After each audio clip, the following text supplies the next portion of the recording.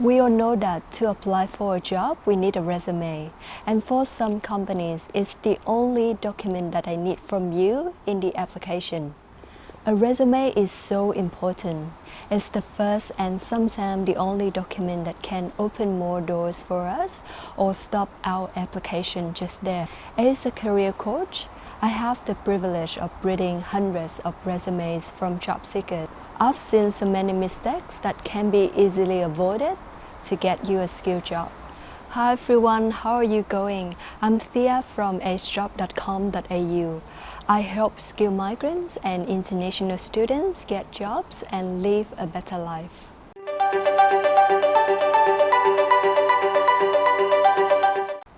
And today, to continue with the previous video, I will talk about another 5 important tips that you should do it right to write a killer resume, sell yourself effectively, and finally land a job interview.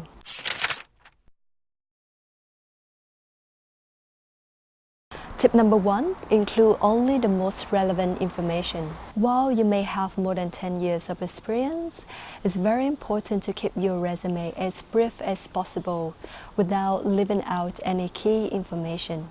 Hiring managers don't read resume. Research has shown that they just spend about 6 seconds to skim your resume. If your resume includes old or irrelevant information, such as jobs that you held more than 10 years ago, or minor degrees, or minor achievements, it may distract from the key information. Try to include only the work experience, skills, and achievements most relevant to the employer. You can find the most relevant attributes by closely reading the job posting.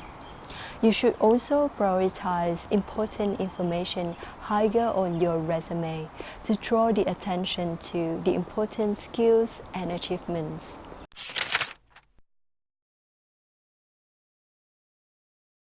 Tip number 2, highlight important achievements. Now, this is a very important tip because you're working on one of the most important parts of your resume, the work experience. Some hiring managers just jump directly into this part before deciding whether they continue skimming your resume, so you better make it right. From my observation, 90% of job seekers don't list out their achievements.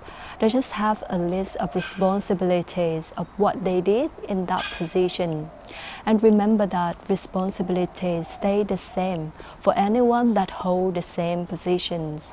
Either it's you or someone else who will replace you, it just stays the same. That's why responsibilities cannot make you outstanding, but achievements can, because no one else can have the same achievements as you. That's why you should do it differently. Under your work experience, include the top 3 to 5 most important achievements for each role that you've held. Wherever possible, remember to include the numbers and results that measure the success of that particular goal or achievement. Remember the tip that I've shared with you in part 1? Quantify your results wherever you can.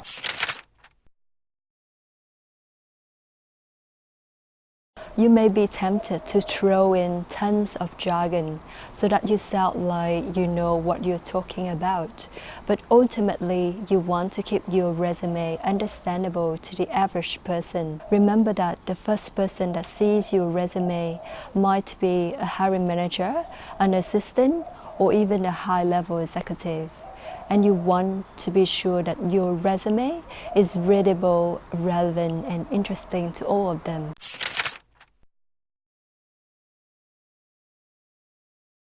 Be sure to add a section that lists out all the relevant skills that you have for that position, including technical skills such as data analytics, reporting, portfolio management, etc., and any industry-related qualifications. Just ensure to skip including skills that everyone is expected to have, like using email or Microsoft Office. Doing so will actually make you less technologically savvy.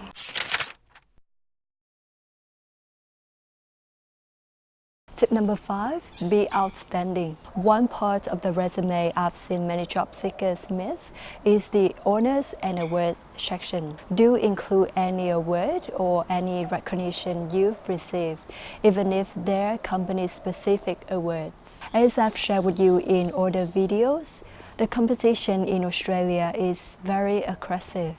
There are around 100 to 200 applicants per position, and only one person will eventually get a job. In order to be that person, you need to be really outstanding. And talking about your recognition and awards is a strategic way to be outstanding.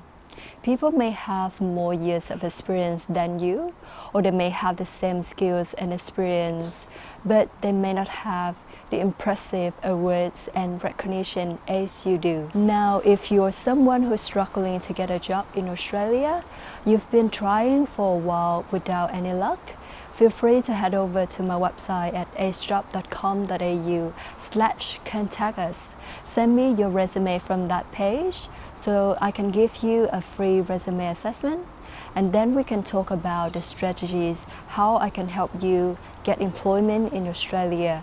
If you like this video, please give it a thumbs up, subscribe to the channel, share with your friends, and leave a comment below to let me know what you think about my tips. Thank you so much for watching, and I will see you in the next video.